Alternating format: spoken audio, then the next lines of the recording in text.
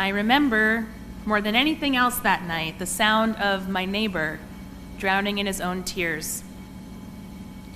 It was November 4th, 1995, Shabbat afternoon in New Jersey, where I grew up, but it was late Saturday night in Israel, and the news of Prime Minister Yitzhak Rabin's assassination was spreading across the world. Our neighbor hurried over, half running and half stumbling, to tell us the news, sure, but mostly to seek some sort of comfort in his grief. Our neighbor didn't know Yitzhak Rabin, but the news of his sudden death had plunged him into a state of chaos, of paralysis. You also may remember where you were, what you felt on that night. Same with the assassination of President Kennedy, or that of the Reverend Dr. Martin Luther King Jr., or the murders, the awful murders at the Tree of Life synagogue in Pittsburgh, or the explosion of the Challenger, or the final breath of a loved one, or that phone call to tell you that a very close friend had died. These are devastating moments in our lives, whether a death was expected or sudden, whether the deceased was someone very close to us, or sometimes if we never even met them. Each of us has experienced the tumult of grief. Today's a big day for encountering our grief. Some of us are in active mourning for loved ones. All of us are here to remember. I invite us to settle in with the grief that we brought with us to this service today. We're here in it together. I want to explore today the relationships that lead us to grieve, to think about how our Jewish traditions, our awesome Jewish traditions, hold us in our grief, and to consider if there are any silver linings to be found in this experience. Let's start by looking at some text. Perhaps the most stark grief in the Torah appears in the book of Leviticus, just a few chapters before our reading from today, when Aaron, the high priest, and his wife Elisheva witness the sudden death of their two sons, Nadav and Avihu, as they were offering incense in the tabernacle. The Torah records Aharon's response, just two words, Vayidom Aharon. Aaron was silent. And the rabbis in the Midrash imagine Elisheva breaking down in tears. The grief of these two parents may have manifested in different ways, but we understand so clearly the intensity of their feelings. Losing someone so close to us can affect us in every way imaginable. We can, of course, be deeply affected when a person dies who isn't related to us. The Talmud tells a famous story of two men who started out complete strangers and who ended up best friends, study partners, or chavruta. When Reish Lakish fell ill and died, Rabbi Yochanan was beside himself. Nobody could comfort him, and his students could find no suitable study partner to replace Reish Lakish. The Talmud says that Rabbi Yochanan went out, tore his clothes, and he cried, "Where are you, Bar Lakisha? Where are you, Bar Lakisha?" He shouted till his mind left him, and he too died. The story may be exaggerated, but it speaks to the experience of losing a best friend, someone whose life was inextricably bound to our own. One last example, the death of Moshe. In our people's story, Moshe's death isn't about his family's loss. It's a national tragedy. The entire nation, the Torah says, bewailed Moses in the steppes of Moab for 30 days. As their leader, they looked to him for protection and guidance, sustenance and inspiration throughout their lives, almost his entire life. Their grief was about what Moshe stood for: freedom, a new life in the promised land, learning to trust in God, and the feeling that all of that would be lost. Like my neighbor's grief at Rabin's death, or our own when other leaders or cultural figures die, if they stood for a value that we held so dear, a moral or ethic that we too are invested in, then a part of us dies too. I know that each of us, so sadly, could easily provide similar examples from our own grief experiences. Each of us has grieved, and in that grief we have felt so utterly empty, so completely lost. The writer Joan Didion, in her classic book, The Year of Magical Thinking, describes the shock of grief as obliterative, dislocating to both body and mind, culminating in a confrontation with an experience of meaninglessness. It's no wonder that Aaron is reported to have become paralyzed at the death of his two sons. It's no wonder that we find ourselves unable to function, to think, or to speak clearly, to return to our regular lives, whatever that means, after the death of people important to us. While there are libraries full of psychological and emotional analysis of grief, there's not much in the way of philosophy. A new book came out last year by philosopher Michael Cholby entitled Grief, a Philosophical Guide, analyzes the common features of grief while acknowledging the enormous variety of kinds of losses human beings experience. We've touched on a few big kinds of relationships: parents grieving children, the death of a close friend, the loss of a great leader. We can also experience grief at the death of a fellow synagogue member, or someone who was part of our book club, or our gym, or a local political organization, or any other social grouping. Cholby also notes that we can experience grief even after a very short acquaintance, such as falling in love at first sight and then losing that person.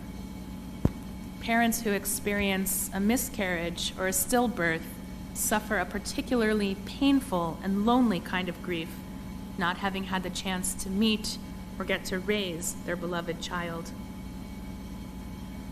And grief need not be limited to the death of an individual.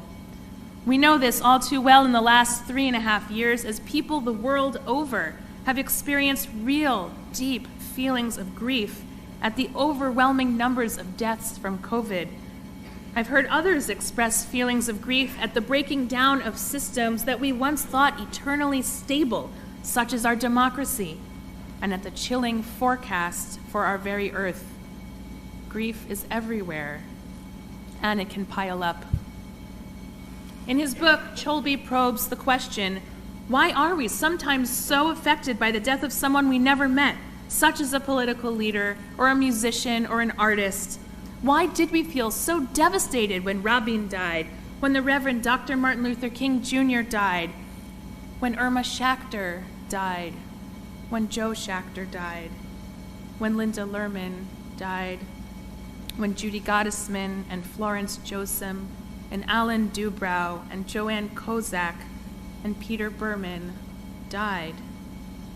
Cholby says this: we grieve the deaths of those with whom we have an identity-constituting relationship, a relationship that is central to our understanding of ourselves and of what is most important in our lives.